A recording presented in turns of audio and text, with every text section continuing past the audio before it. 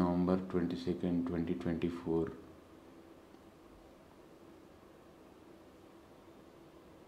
తనకు వేరే వాళ్ళతో పెళ్ళి అయిపోయింది.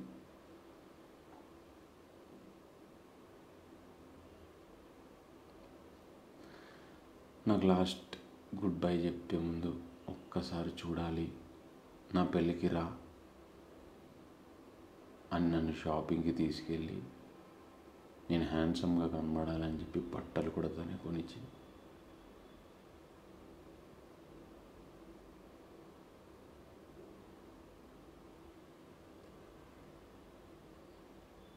లోపల ఎంత ఏడవాలని ఉన్నా ఆ ఏడుపు నా కళ్ళల్లో కనిపించకుండా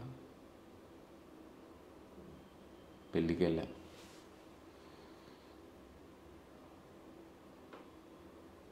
తనని పెళ్లి కూతురులా చూసినప్పుడు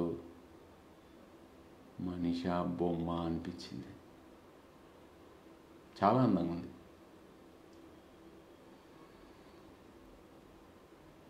కానీ ఆ కళ్ళల్లో నాతో చెప్పాలనుకొని చెప్పలేకపోయిన బాధ అంతా నాకు అర్థమైంది.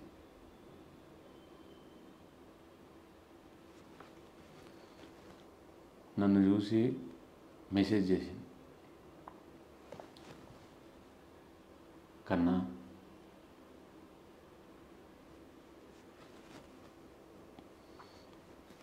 చూడ్డానికి హీరోలా ఉన్నావురా, థ్యాంక్స్ వచ్చినందుకు, కానీ అప్పుడే వెళ్ళిపోవద్దు, మళ్ళీ నిన్ను చూస్తానని రాసుందో లేదో.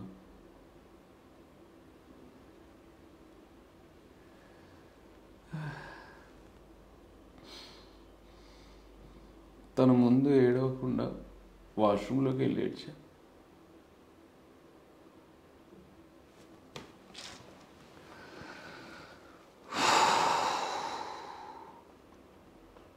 బయటికి వచ్చాక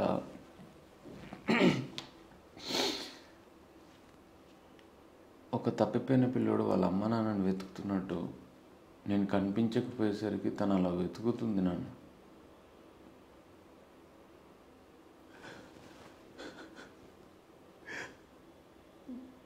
గట్టిగా అరిచి పెళ్ళి ఆపేయాలనిపించింది, కానీ ఆపినా ఏం చేస్తాను చెప్పు. నాతో తను సంతోషంగా ఉండలేదు.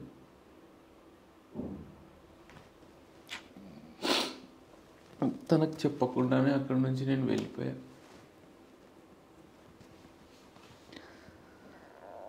ఆ రోజు నైట్ నేను ఏడ్చినంత నా లైఫ్లో ఎప్పుడు ఏడవలేదు.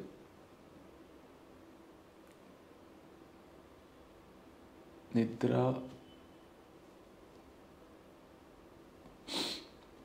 సరిగ్గా 3 నా ఫోన్ రింగ్ అయింది.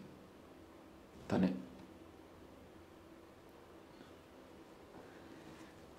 చిన్న వాయిస్తో ఆల్మోస్ట్ ఏడుస్తున్నట్టు, కన్నా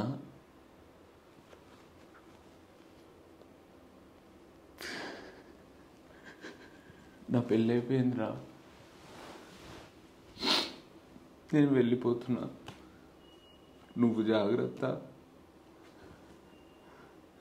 మళ్ళీ నిన్ను చూస్తానని రాసి పెట్టుందో లేదో, రాసి పెట్టుంటే కలుద్దాం, కానీ నా రాతలు ఉన్న దరిద్రం పైన నాకు నమ్మకం ఉందన్నది. అంతే. ఆ రోజు తను వెళ్ళిపోయింది. అప్పటి నుంచి నాకు నిద్ర లేదు.